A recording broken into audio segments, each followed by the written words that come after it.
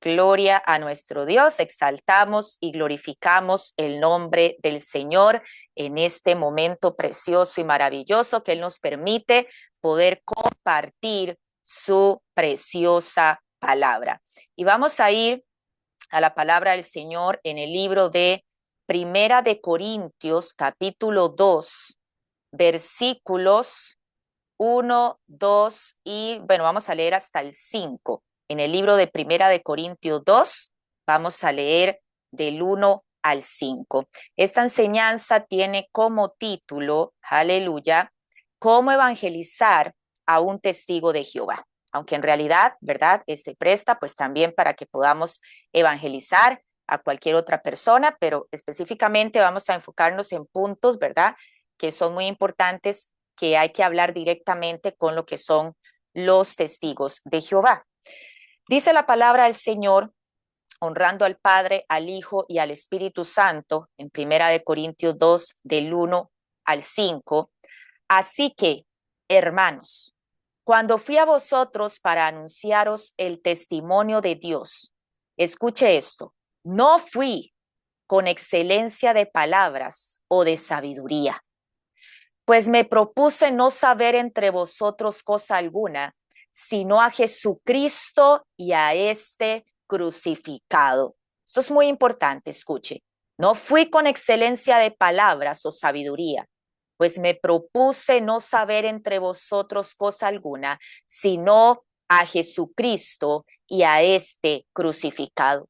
Y estuve entre vosotros con debilidad y mucho temor y temblor, y ni mi palabra ni mi predicación fue con palabras persuasivas de humana sabiduría, sino con demostración del Espíritu y de poder, aleluya, para que vuestra fe no esté fundada en la sabiduría de los hombres, sino en el poder de Dios. Padre Celestial, una vez más venimos aquí delante de tu presencia, dándote a ti todo honor, toda exaltación y toda alabanza, Señor, y diciéndote que seas tú, Señor, el que nos guíes en este momento para poder aprender de tu palabra y poder llevar esta palabra a aquellos que lo necesiten. Gracias te damos en el nombre del Padre, del Hijo y del Espíritu Santo. Amén. Aleluya. Quiero iniciar con esta palabra que leímos porque debemos tener algo muy en claro, hermano. Para evangelizar a cualquier persona, sea un testigo de Jehová, sea alguien de otra secta, sea cualquier religión, lo primero que tenemos que hacer es conocer la palabra de Dios, conocer su palabra. Vea lo que dice en Primera de Pedro 3:15, dice: si no, santificad a Dios, el Señor, en vuestros corazones y estad siempre preparados. ¿Cómo? Escuche, preparados para presentar defensa con mansedumbre y reverencia ante todo el que os demande razón de la esperanza que hay en vosotros. ¿Qué dice? Estad siempre preparados. Pero vea qué lindo, con mansedumbre y reverencia ante todo el que os demande razón de la esperanza que hay en vosotros. Tenemos que tener algo aquí, repito, muy claro. No es por lo bien que usted sepa explicar algo, no es porque usted tenga mucha palabrería, no es por tu poder de convencimiento. Sáquese eso de su mente. Ellos van a creer al Evangelio por la obra del Espíritu Santo. No es por palabras de sabiduría que usted pueda decir, es por el poder del Espíritu Santo. Por eso, nuestro deber es compartir el Evangelio presentando que a Cristo, presentando su obra redentora en la cruz del Calvario y confiar que el Señor es el que va a obrar en sus corazones. Dice Juan 17:3, y esta es la vida eterna. ¿Cuál es la vida eterna, hermano? Que te conozcan a ti, el único Dios verdadero y a Jesucristo a quien has enviado. Que conozcan a Cristo, que conozcan al único Dios verdadero, aleluya. Por eso nosotros debemos compartir la palabra, aleluya. No basándonos en vana sabiduría, no basándonos en palabras quizás de libros o de cosas que leemos, no. Enfocarnos directamente en la palabra de Dios. Y aquí hay otra cosa que también es muy importante. Antes de que usted tome esa decisión, si es que no la ha tomado, de llevar el Evangelio de Jesucristo, que es una responsabilidad de todo hijo de Dios, es muy importante estar llenos del Espíritu Santo. Porque recordemos que el Espíritu Santo, dice la Biblia, es el que nos guía a toda verdad. El Espíritu Santo es el que nos dirige, es el que va a poner esas palabras en nuestra boca. Si usted ya lo ha aprendido de la palabra de Dios, el Espíritu Santo te va a guiar y va a recordar esos versículos para que usted pueda tener esas palabras y centrarte directamente en Cristo. Recordemos el ejemplo del apóstol Pedro, hermano. El apóstol Pedro nunca en su vida había dado una predicación a una multitud. Pero dice la Biblia, y usted lo puede leer en Hechos 2, 14 al 41, dice que en la primera predicación de Pedro, escuche esto, en la primera predicación de Pedro se convirtieron cerca de 3,000 personas. Se puede leerlo ahí en Hechos 2, 14 al 41, una palabra, hermano, ¿verdad? Esa predicación de Pedro. Y esto ocurrió en el día de Pentecostés, cuando habían recibido al Espíritu Santo. Y dice la Biblia que Pedro con gran valentía anunció a la multitud que Jesús, a quien ellos mismos habían crucificado, ese Jesús había resucitado, que ese Jesús era el Mesías y él los llamó a un arrepentimiento. Si usted ve la predicación del apóstol Pedro, él los llama a un arrepentimiento. Pedro declara que Jesucristo es el Señor crucificado y resucitado. Aleluya. El denuedo con que Pedro habla no es él mismo, hermano, es en el poder del Espíritu Santo. Él había sido lleno del Espíritu Santo. Y algo que impacta aquí mi corazón es que usted quizás me dice, bueno, y Pedro había negado a Jesús. Exacto. Él había sentido el dolor de su pecado cuando él había negado a Jesús, pero él había experimentado esa redención. Él había experimentado la gracia de Cristo, el perdón de Cristo, y por eso es que él sabía que esa misericordia también estaba ahí para toda aquella multitud que no le conocía. Por eso él lo hacía con esa convicción, porque él decía, así como Jesús restauró mi vida, así como me perdonó aun cuando le negué, aleluya, él puede restaurar cada una de estas vidas en esta multitud. Pero si usted lee la predicación de Pedro, se enfoca en la persona de Cristo, en la obra de Jesucristo. Entonces, cuando un testigo de Jehová toca su puerta y usted ve que andan ahí y tocan a la puerta, usted puede escucharles unos minutos con respeto, como dice la Biblia, con reverencia, con mansedumbre, pero una vez que usted los escucha, muy amablemente, usted les va a pedir que si ellos también tienen unos minutos para escucharle a usted. Por eso primero es importante que usted escuche un poquito lo que ellos van a decir, que fijo les van a hablar del paraíso, del reino y todo esto. Y así que usted ya les escuchó, usted les dice, ¿pueden escucharme unos minutos a mí? Y en esos minutos usted tiene que enfocarse en presentar el evangelio. Usted no se puede desviar. Hay que presentarles el evangelio. O sea, no intente entrar en debates. No intente, digamos, derrotar sus argumentos. No, no, no. usted con amor y misericordia va a presentar el Evangelio de Jesucristo. ¿Y qué es el Evangelio? El Evangelio significa buenas noticias.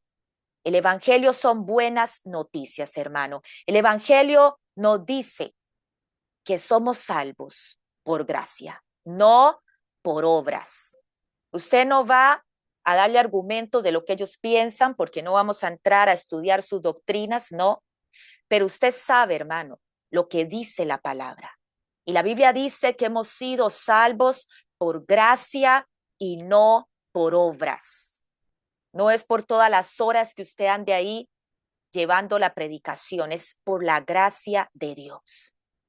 Y la pregunta aquí, ¿de qué hemos sido salvos? ¿De qué nos rescataron, hermano? ¿De qué nos salvó Jesús? Hemos sido salvos de la condenación, de la ira de Dios. Hemos sido salvos de un castigo por nuestros pecados y de una muerte eterna, aleluya. Porque recordemos que el pecado es la razón por la que necesitamos ser salvos. ¿Y qué tenemos que hacer para heredar esa vida eterna? Dice en Efesios 2, 8 y 9, porque por gracia sois salvos por medio de la fe. Y esto no de vosotros, pues es don de Dios, no por obras para que nadie se gloríe. Por gracia sois salvos por medio de la fe. ¿Y la fe en quién? ¿La fe en quién? Aleluya. En Hechos 16, usted puede leer ahí en el capítulo 16 de Hechos, dice que Pedro y Silas estaban encarcelados. Habían sido azotados, habían sido echados en la cárcel, pero ¿recuerda esa historia? A medianoche ellos estaban cantando himnos y cánticos a Dios. Y dice que los presos los oían. Y cuando ellos estaban cantando, de pronto se vino un terremoto. Y dice que en aquel terremoto los cimientos de la cárcel se comenzaron a mover y todas aquellas cadenas se abrieron, se rompieron. Las puertas de la cárcel quedaron abiertas de par en par. Dice la Biblia que cuando el carcelero que los cuidaba vio aquella situación, él dijo: aquí se escaparon todos los presos y a mí me van a quitar la vida. Y aquel hombre toma una espada para él mismo quitarse la vida. Pero en ese momento, aleluya, dice que Pablo y Silas, se lo impidieron. Y aquel hombre queda tan conmovido que él les pregunta, dice en el versículo 30, y sacándolos les dijo: señores, ¿qué debo hacer para ser salvo? Aleluya.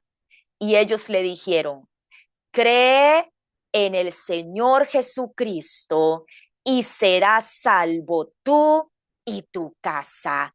Cree en el Señor Jesucristo y serás salvo tú y tu casa. Entonces, cuando en el libro de Efesios dice que somos salvos por medio de la fe, es la fe en Jesucristo. Jesucristo es el único que nos puede salvar a través de su preciosa sangre.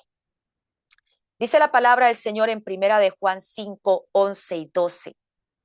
Y este es el testimonio, que Dios nos ha dado vida eterna y esta vida está en su Hijo. El que tiene al Hijo tiene la vida. El que no tiene al Hijo no tiene la vida. Por eso algo esencial aquí para comenzar a hablarle a estas personas es hablar de la persona de Cristo. Lamentablemente, esta religión de los testigos de Jehová, ellos no pueden comprender la plenitud de lo que es la muerte de Jesús. Ellos no pueden entender lo que es nacer de nuevo. Ellos no tienen una seguridad de su salvación. ¿Por qué, hermano? Porque ellos no creen en la obra del Espíritu Santo. Y ahí es donde está el problema. El que nos da testimonio de nuestra salvación es el Espíritu Santo. Vea lo que dice Romanos 8:16. El Espíritu mismo da testimonio a nuestro espíritu de que somos hijos de Dios. El Espíritu Santo es el que nos da esa convicción de que somos salvos, de que somos hijos de Dios. La total deidad de Dios y Jesucristo solo puede ser revelada por el Espíritu Santo. Por eso es que ellos no logran comprender, porque creen que el Espíritu Santo es solamente una fuerza activa y no la tercera persona de la Trinidad. Y algo importante, hermano, siempre que usted esté orando, clame por estas personas. Clame, y también tenemos que hablarles la verdad, pero tenemos que orar, hermano, para que ellos puedan permitir que realmente el Espíritu Santo pueda hacer una obra en sus vidas. Aquí hay algo muy importante, hermano. Hay que orar por ellos, hay que hablarles el evangelio, pero hay cosas que usted no puede permitir. Usted no puede permitir, número uno, que estas personas hagan estudios bíblicos en su casa. Eso usted no lo puede permitir, porque eso sabemos que es anatema, lo que ellos explican. Y segundo, usted tampoco puede acompañarlos a sus servicios religiosos porque estamos en la misma situación. Estaríamos compartiendo lo que ellos practican. Entonces hay que ser muy cuidadoso, hermano. Hay que hablarles la verdad, pero no permitir ya que ellos vengan a querer dar estudios. Y también llegar a tal punto que si usted no se siente al 100% preparado, hermano, para hablar con ellos, mejor usted les recomienda, le dice, mire, yo voy a hablar con mi pastor. ¿A usted le gustaría hablar con mi pastor para que pueda hablar con usted? Porque hay que ser muy cuidadoso, hermano. Recuerde que ellos no son cristianos. Entonces su mente está en una cárcel de oscuridad. Y por eso nuestro enfoque principal, vuelvo a repetir, es compartir la luz del evangelio.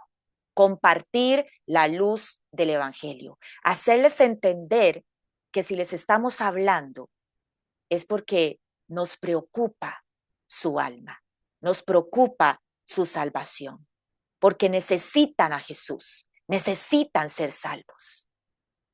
Y usted puede decirles, yo quisiera que usted conozca realmente quién es Jesús. Y vamos a ir a varios versículos en la palabra del Señor. Colosenses 1, 15 al 17 dice, ¿quién es Jesús? Escuche, Él es la imagen del Dios invisible, el primogénito de toda la creación, porque en Él fueron creadas todas las cosas, las que hay en los cielos, en la tierra, visibles e invisibles, sean tronos, sean dominios, sean principados, sean potestades, todo fue creado por medio de Él y para Él. Y Él es antes de todas las cosas, y todas las cosas en Él subsisten. Aleluya. Marqué ahí esa palabra primogénito porque ellos se basan en esa palabra para decir que Jesús fue creado y no que ha existido igual que Dios siempre, porque es la tercera, es una de las personas de la Trinidad, recordemos. Y esta palabra primogénito yo la estaba buscando, hermano, y significa la palabra primogénito que tiene la preeminencia, que tiene la soberanía, que tiene la prioridad. O sea, en griego la palabra primogénito viene de prototokos, que significa prioridad. Entonces no exactamente es que es el primer hijo, sino que primogénito significa soberanía, prioridad, preeminencia. Y eso es lo que nos quiere decir ahí la palabra del Señor cuando dice que Él es el primogénito de toda la creación. Aleluya. Entonces aquí podemos ver que nos dice claramente que Jesús es la imagen del Dios invisible. Aleluya. Vea lo que dice Isaías 43, del 10 al 11. Vosotros sois mis testigos, dice Jehová, y mi siervo que yo escogí, para que conozcáis y creáis y entendáis que yo mismo soy. Antes de mí no fue formado Dios, ni lo será después de mí. Yo Jehová, y fuera de mí no hay quien salve. Recuerde que en la Biblia del Nuevo Mundo de los Testigos de Jehová, en Juan 1:1 dice, y el verbo, en el principio era el verbo, y el verbo era con Dios, y nuestra Biblia dice, el verbo era Dios. Pero en la de ellos dice, era otro Dios. Y ponen a Jesús como si fuera otro Dios. Y vea lo que dice aquí, hermano. Antes de mí no fue formado Dios, ni lo será después de mí. Entonces eso quiere decir que Dios no pudo haber formado a Jesús. Y dice, y yo Jehová, y fuera de mí no hay quien salve. ¿Quién salva? Dice Jehová. ¿Y quién es el que nos da salvación? Jesús. Aleluya.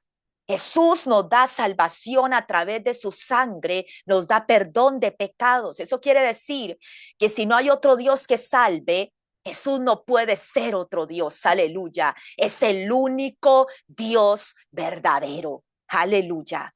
No hay otro Dios que salve. Vea lo que dice Primera de Timoteo 3:16. E indiscutiblemente grande es el misterio de la piedad. Dios fue manifestado en carne, Dios fue manifestado en carne, Dios fue manifestado en carne. Escuche esto, justificado en el Espíritu, visto de los ángeles, predicado a los gentiles, creído en el mundo y recibido arriba en gloria. ¿Quién fue recibido? Jesucristo cuando resucitó y ascendió al cielo. Y dice, Dios fue manifestado en carne. La palabra de Dios es clara, hermano, pero cuando la persona tiene una venda en sus ojos y no tiene al Espíritu Santo, no pueden entender la palabra de Dios. Juan 1:1, como se los acabo de decir, dice, en el principio era el verbo, y el verbo era con Dios, y el verbo era Dios. Aleluya. Y usted puede comparar muchas Biblias y todas dicen el verbo era Dios. Y si todos los eruditos y todas esas Biblias dicen que el verbo era Dios, ¿cómo puede ser posible que solo una Biblia diga algo diferente? Y dice el versículo 14, y aquel verbo fue hecho carne y habitó entre nosotros. Aquel verbo fue hecho carne. ¿Y quién era el verbo? El verbo era Dios. El verbo era Dios. Con solo que tomemos esa partecita, el verbo era con Dios, el verbo era Dios. Y aquí dice, y el verbo fue hecho carne, lleno de gracia y de verdad. Aleluya. Seguimos demostrando que Jesús es Dios. Dice Mateo 1:23, y he aquí una virgen concebirá y dará a luz un hijo, y llamará su nombre Emanuel, que traducido es Dios con nosotros. Aleluya. Dios con nosotros. Jesucristo es Dios con nosotros. Aleluya. Emanuel es el nombre que se le da a Jesús.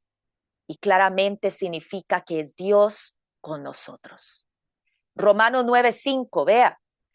De quienes son los patriarcas y de los cuales según la carne vino Cristo, el cual es Dios sobre todas las cosas, bendito por los siglos. Amén. Aleluya. Isaías 9:6, hermano, vea cómo la palabra no deja de hablarnos de que Jesucristo es Dios, porque un niño nos es nacido, hijo nos es dado, y el principado sobre su hombro. Y vea lo que dice de Jesús, se llamará su nombre admirable, consejero, Dios fuerte, y Dios con mayúscula, porque no es otro Dios, aleluya. Dios fuerte, Padre eterno, se le llamará Jesús. Se lo puse en rojo para que usted lo vea. Padre eterno, príncipe de paz. Aleluya. Y si usted ve en Isaías 10:21, que está hablando de Jehová, dice, el remanente volverá al remanente de Jacob y volverá al Dios fuerte. Y ahí está hablando de Jehová, pero en Isaías 9:6 dice también Dios fuerte. Aleluya. En cada una de estas palabras, hermano, que usted tiene que conocer, saberse, amén, porque usted tiene que poder manejar esta palabra, conocerla, podemos ver que Jesús es Dios todopoderoso. Y algo clave que debemos enfocarles es la deidad de Jesús. Y aquí está la palabra clara para enfocarles la deidad de Jesús. Sabemos, y vuelvo a repetir, que solo el Espíritu Santo, hermano, puede convencer al ser humano de pecado, justicia y juicio, ¿verdad? Pero a través, dice en Efesios 1:13, que cuando escuchamos la palabra es cuando podemos tomarla con fe y ser sellados con el Espíritu Santo.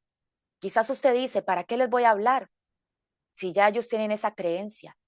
Pero cuando usted habla la palabra, aleluya, usted no sabe si alguno de ellos va a tomar esa palabra con fe.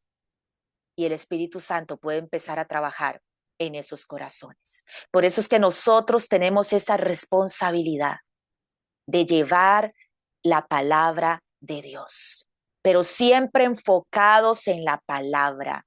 Ese debe ser nuestro pilar y fundamento, no sabidurías humanas, no aprender mucho de lo que ellos son, no, no, no. Usted guíese con la palabra de Dios.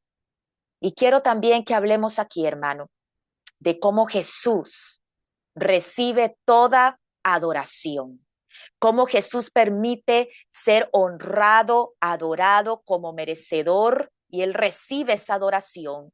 Y sabemos que la Biblia es clara, diciendo que la adoración es solo para Dios. Ve lo que dice Éxodo 20, del 3 al 5. Todos conocemos los 10 mandamientos, ¿verdad? Dice la palabra del Señor: no tendrás dioses ajenos delante de mí. No te harás imagen, ni ninguna semejanza de lo que está arriba en el cielo, ni abajo en la tierra, ni en las aguas debajo de la tierra. No te inclinarás a ellos, ni las honrarás, porque yo soy Jehová, tu Dios fuerte y celoso, que visito la maldad de los padres sobre los hijos hasta la tercera y cuarta generación de los que me aborrecen. La palabra es clara, que nadie más puede recibir adoración, que no podemos inclinarnos ante nadie más que el único Dios. Pero Jesús sí recibió esa adoración. Ve a Isaías 42:8, también lo recalca, dice: yo Jehová, este es mi nombre, y a otro no daré mi gloria, ni mi alabanza, esculturas. A otro no daré mi gloria.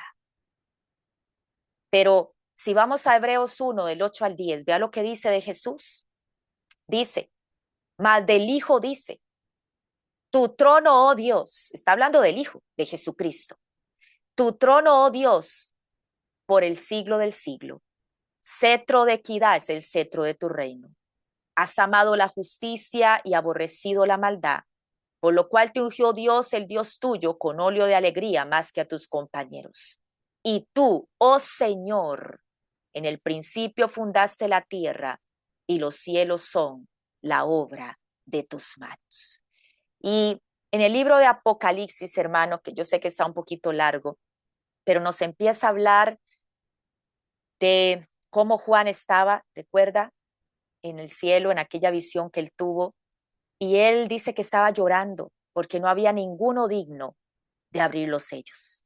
Pero cuando él estaba ahí llorando, dice, y miré, y vi en medio del trono y de los 4 seres vivientes, y en medio de los ancianos, estaba en pie un cordero como inmolado, que tenía 7 cuernos y 7 ojos, los cuales son los 7 espíritus de Dios enviados por toda la tierra. Y vino y tomó el libro en la mano derecha del que estaba sentado en el trono. Y cuando hubo tomado el libro, los 4 seres vivientes y los 24 ancianos se postraron delante del Cordero. Escuche, se postraron. ¿Qué dice en Éxodo 20, en los 10 mandamientos? No te inclinarás. Pero aquí dice que se postraron. Y todos tenían arpas y copas llenas de oro, llenas de incienso, que son las oraciones de los santos. Y cantaban un nuevo cántico diciendo: digno eres de tomar el libro y abrir sus sellos, porque tú fuiste inmolado y con tu sangre nos has redimido para Dios, de todo linaje, lengua y pueblo y nación. Y nos has hecho para nuestro Dios reyes y sacerdotes, y reinaremos sobre la tierra. Y miré, y oí la voz de muchos ángeles alrededor del trono y de los seres vivientes y de los ancianos, y su número era millones de millones, que decían a gran voz: el cordero que fue inmolado es digno de tomar el poder, las riquezas, la sabiduría, la fortaleza, la honra, la gloria y la alabanza. Aleluya. Solo Dios recibe alabanza y adoración. Y a todo lo criado que está en el cielo y sobre la tierra y debajo de la tierra y en el mar y todas las cosas que en ellos hay, oí decir: al que está sentado en el trono, al Cordero, sea la alabanza, la honra, la gloria, el poder por los siglos de los siglos. Y los cuatro seres vivientes, amén, decían amén. Y los 24 ancianos se postraron sobre sus rostros y adoraron al que vive por los siglos de los siglos. Aleluya. Vemos cómo Jesús recibió, hermano, adoración. Recuerden que cuando un ángel era enviado por Dios, si alguien intentaba inclinarse, el ángel le decía: no, no, no, no te inclines ante mí, porque yo no soy Dios. No puedes adorarme. Pero aquí vemos claramente cómo Jesús, aleluya, confirma su divinidad y su deidad, aleluya, como Cristo siendo Dios, aleluya. Así es nuestro Jesús, nuestro precioso Jesús, aleluya. Gloria a Dios. También, hermanos, si usted empieza ahí a escudriñar, se da cuenta que Jesús se dio a conocer como el yo soy, que es un atributo que se le otorga a Dios. Dice en Juan 8, 56 y 59, Abraham vuestro padre se gozó de que había de ver mi día y lo vio y se gozó. Entonces le dijeron los judíos: ¿aún no tienes 50 años y has visto a Abraham? Jesús les dijo: de cierto es cierto os digo, antes que Abraham fuese, yo soy. Y tomaron entonces piedras para arrojárselas. Pero Jesús se escondió, salió del templo y atravesando por medio de ellos se fue. ¿Por qué los judíos quisieron apedrearle? ¿Sabe por qué? Porque estaba proclamándose Dios. Él dijo: yo soy. Y para ellos, hermano, esto era una blasfemia. Que siendo hombre se hiciera a Dios a sí mismo, dijera que él era Dios. Pero lo estaba diciendo Jesús de sus propios labios, hermano. Aleluya. Y vea lo que dice Éxodo 3 del 13 al 14. Dijo Moisés a Dios: he aquí llego yo a los hijos de Israel y les digo: el Dios de vuestros padres me ha enviado a vosotros. Si ellos me preguntaren cuál es su nombre, ¿qué le responderé? Y respondió Dios a Moisés: yo soy el que soy. Así dirás a los hijos de Israel: yo soy, me envió a vosotros. Aleluya. También podemos ver, hermano, cómo Jesús en la palabra del Señor se proclama como el primero y el último. O sea, podemos ver claramente cómo se le atribuyen los atributos de Dios, porque Él es Dios. En Isaías 44, el 6 al 8 dice: así dice Jehová, Rey de Israel, y su Redentor, Jehová de los ejércitos: yo soy el primero y yo soy el postrero, y fuera de mí no hay Dios. Yo soy el primero, yo soy el postrero, y fuera de mí no hay Dios. Aleluya. Es clara ahí la palabra del Señor. Dice, ¿y quién proclamará lo venidero? Lo declarará y lo pondrá en orden delante de mí, como hago yo desde que establecí el pueblo antiguo. Aleluya. Pero ahí quiero que nos enfoquemos en eso. Jehová dice, yo soy el primero, yo soy el postrero, y fuera de mí no hay Dios. Pero en Apocalipsis 22:13, hablándonos de Jesús, dice, yo soy el alfa y la omega, el principio y el fin, el primero y el último. Exactamente está atribuyéndose la misma naturaleza divina, ser el primero y el último. Aleluya. En Apocalipsis 1:13 nos damos cuenta que está hablando de Jesús, porque dice, y en medio de los 7 candeleros, uno semejante al Hijo del Hombre, está hablando de Jesús, vestido de una ropa que llegaba hasta los pies y ceñido por el pecho con un cinto de oro. Y vea lo que dice el 17-18, hablando de Jesús, porque a veces cuando uno les habla de esto, ellos dicen, pero ¿de quién está hablando ahí? El versículo 3 está siendo claro, está hablando de Jesús, el Hijo del Hombre. ¿Y qué dice en el 17-18? Cuando le vi, caí como muerto a sus pies, dijo el apóstol Juan. Y él puso su diestra sobre mí diciéndome, no temas, yo soy el primero y el último, el que vivo y estuve muerto, Jesús, mas he aquí que vivo por los siglos de los siglos, amén.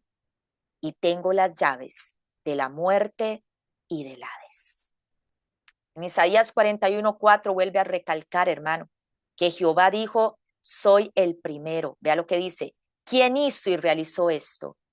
¿Quién llama a las generaciones desde el principio? Yo, Jehová, el primero, y yo mismo con los postreros. Aleluya. Vuelve a recalcarlo en Isaías 48:12-13. Óyeme, Jacob, y tú, Israel, a quien llamé. Yo mismo, yo el primero, y yo también el postrero. Aleluya. Y podemos ver, hermano, como toda la Biblia, una y otra vez, atribuye a Jesús títulos y atributos divinos. Lo llama el Dios Todopoderoso, el Señor, el Padre Eterno en Isaías 9:6, Emanuel, que es Dios con nosotros, Jesucristo perdonando pecados, y solo Dios perdona pecados, y es Jesús, aleluya, el que crea y sustenta el universo. Todo esto se le atribuye a nuestro amado Jesús, aleluya. Vemos que Jesús aceptó adoración, afirmando su divinidad. Y recordemos también, hermano, lo que dice en Juan 10:30, cuando Jesús dice, yo y el Padre, uno somos. Yo y el Padre, uno somos. Aquí Jesús declara su unidad en esencia, naturaleza con Dios Padre, para que podamos entender su divinidad, que Él era uno con el Padre, es uno con el Padre, aleluya. La Biblia nos enseña, hermano, que Jesús es Dios manifestado en carne y une las dos naturalezas, la divina y la humana. Jesús es Dios. Y por eso su sacrificio en la cruz del Calvario, hermano, tiene un valor infinito. Por eso su sacrificio tiene el valor necesario para redimir a la humanidad del pecado, aleluya. Porque Él es Dios. Porque Él, aleluya, dice en Filipenses, hermano, que no escatimó el ser Dios, sino que dejó esa forma de Dios y se humilló hasta lo sumo, hasta llegar a la muerte y muerte de cruz, aleluya. Por ser el Dios y tomar esa posición de siervo y de hombre, es que su sacrificio tiene el poder para redimirnos del pecado y de la muerte, aleluya. Y por eso podemos afirmar con convicción, con certeza, hermano, que Jesucristo es Dios encarnado, igual al Padre y al Espíritu Santo en naturaleza, en esencia y en poder. Jesús es Dios, aleluya. Padre celestial, te damos gracias en este momento por tu palabra y solo te pedimos que tú nos des la sabiduría, Señor, para que cada vez que vayamos a compartir tu palabra con alguien que no te conoce, con alguien que está errado, Señor, que tu Espíritu Santo pueda traer convicción a sus corazones de pecado, justicia y juicio, Señor. Que seas tú el que pongas esas palabras en nuestra boca, Señor, y que sea el Espíritu Santo, Señor, el que opere con poder, Señor, en cada uno de esos corazones. Gracias te damos en el nombre del Padre, del Hijo y del Espíritu Santo. Aleluya.